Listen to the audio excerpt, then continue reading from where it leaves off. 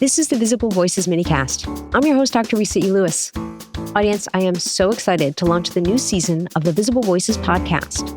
And with that, I'm creating a series of short episodes, i.e. minicasts. I've chosen the topic of coaching because truly I keep meeting more and more coaches, and a lot of them happen to be physicians. Today I'm speaking with Coach Dr. Gita Pensa. She's an emergency medicine physician based in Rhode Island. She is the founder and host of the Doctors and Litigation, the L Word podcast. She's also a pioneer and educator on physician litigation stress. This is where she focuses her coaching, and this is how her clients find her. Let's get to the conversation. Your journey to becoming a coach in this space, are you able to sort of bring it all together and share with audience members what brought you here? Sure. I'm a physician. About 5 years out of residency, I wound up in a lawsuit, and I was horribly unprepared for it. I had never been taught anything about what happened after you were named in a lawsuit, and I sort of got the implication that if you were a good doctor, it wouldn't happen. So what did that make me? And in the end, this case lasted 12 years, and I went to trial twice, first in 2011 and 2018. The 2011 experience was horrific, absolutely horrific. Even though I won, it didn't feel like winning. It had torn me apart. I went back to medicine really miserable. There was an appeal, and then eventually my verdict got overturned. And that was when I really decided that I just had to figure something out. I wasn't well, and I had to figure out how to dig out of this hole.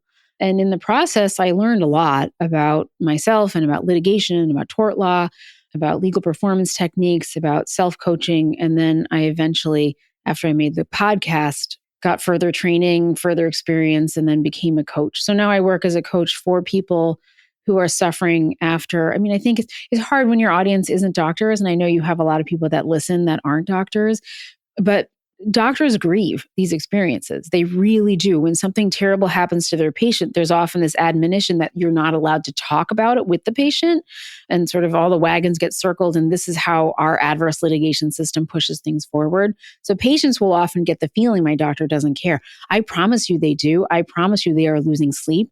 I hear it. They're talking to me about it, but they also now have to contend with, what do I do with this legal thing that now is probably going to raise its head? Like, what is that about? What can I do? Yeah. This chronic stress, chronic trauma that you're aware of, you've experienced it personally and you experience it indirectly with your clients. With that information, how does that inform your coaching practice? Well, I coach a little differently. So I'm sort of coach, but also sort of mentor. So I have lived experience, and I can be a role model of resilience for people when they're going through this process, because they often have not been exposed to any, because we just don't talk about it. I'm also an educator. I fill in knowledge gaps, and knowledge is really power. Knowledge is the way that doctors really deal with their anxiety. We're really good learners. That's how we got here. So I fill in a lot of knowledge gaps. So I'm also a teacher, but I put all these things together into, I start off really from a place of just being open and having a place for empathy for people and starting to teach them about things. And then we start to do some mindset work and get to a place where they're ready to either move however it happened, whether it's an error, to deal with that with some self-compassion and being able to show up with responsibility and restorative feelings towards whatever process there is. Or if you really were doing your best and a bad thing just happened anyway, coming into this really difficult arena with this feeling like, I have the right to defend my care. I have the right to defend medicine. I still care about my patient. That is still possible. This artificial environment has been set up, but I can learn how to manage well in it.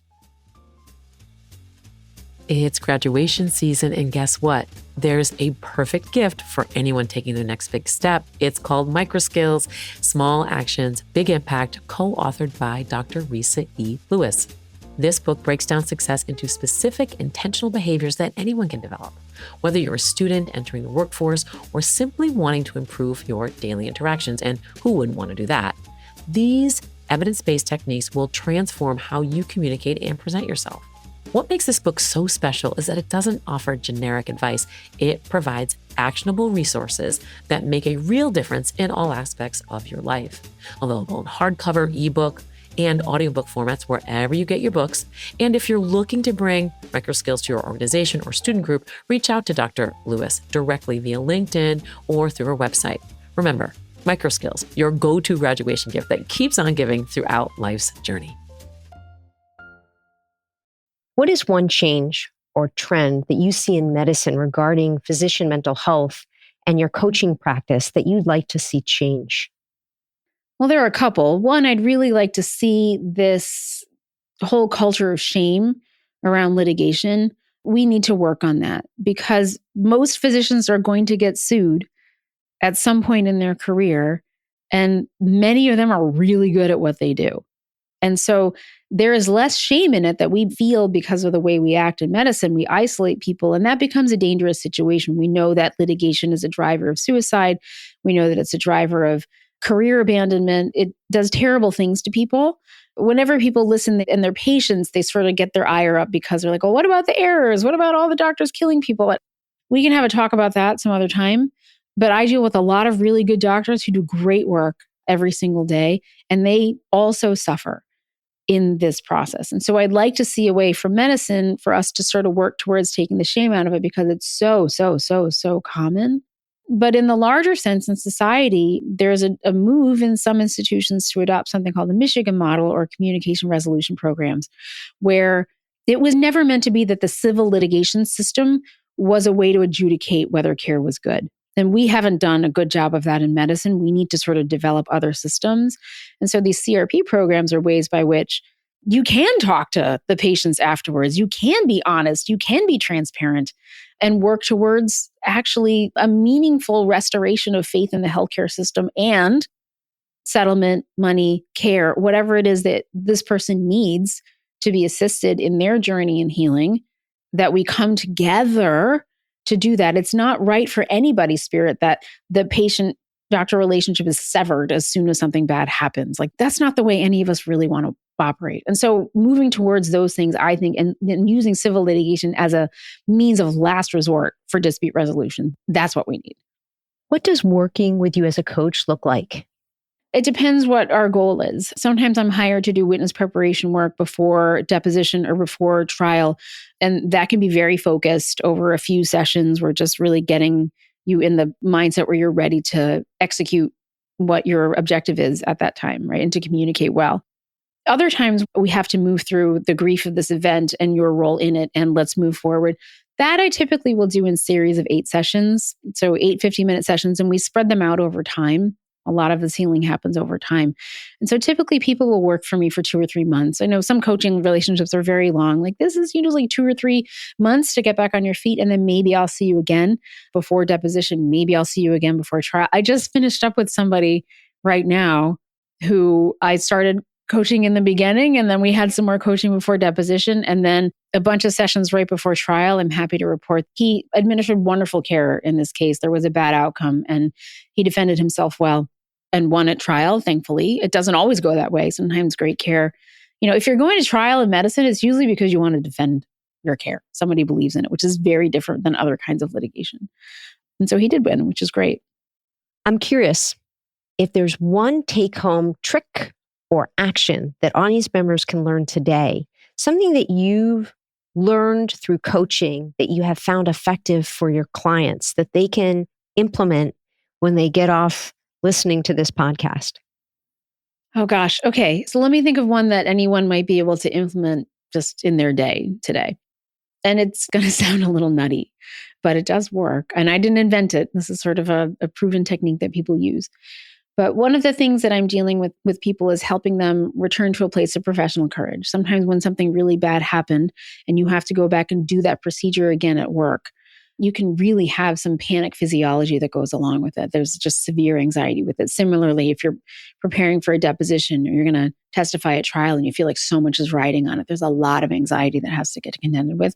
There are a lot of ways, sort of multimodal approach to deal with the anxiety, but one hack that you can try. Suppressing anxiety is not going to work. You can't just pretend it's not there, right? It's going to be with you. And so one, you can actually talk back to your anxiety and say that, okay, I see you. I acknowledge you, anxiety. I know that you're here to make me pay attention, right? Just to watch out for danger, pay attention. I'm paying attention. Don't worry. I'm paying attention. And then to take that anxiety and to put it in your left hand. This is the part that seems a little woo, but holding on to it in your left hand, whatever your non-dominant hand is. I was going to say, what if you're lefty? I know. Then you put it in your right. But whatever your non-dominant hand is, the anxiety goes in there. It's with you. It's part of you. It's there. It's serving a purpose. It's telling you to pay attention. I am going to pay attention. You're right here. Yeah. And just squeezing that hand and then doing your job. Go execute the thing that you are supposed to be doing. And that helps you in not suppressing that emotion, acknowledging it, taking whatever it is and letting it know, letting your body know, letting your nervous system know, like, I am paying attention, but I'm also in control. And then you just do the thing. And for audience members that are readers, or they want to watch things online, is there any book or documentary or video to which you can point them? So there is a documentary out. It's available on PBS. It's also on YouTube. It's free. It's only 27 minutes. It's called A World of Hurt: How Medical Malpractice Fails Everyone. I appear in it. It was made by a physician filmmaker at Brown named Dr. Mark Brady and 2 medical students. And I think it's pretty tremendous. It shows things from the patient perspective, from the doctor's perspective. It talks about these CRP programs that I'm really hoping become more of a norm. There are so many reasons why we need to take this system out of the civil litigation system and to move it towards something that's more humane for all parties concerned. And there are a lot of benefits from that in terms of us being able to learn from our mistakes and patients being able to get helped faster in the process. There are many, many benefits. But yeah, I would love it if everybody watched that and talked about it. Dr. Gita Pensa, thank you so much for joining this Visible Voices minicast. My pleasure.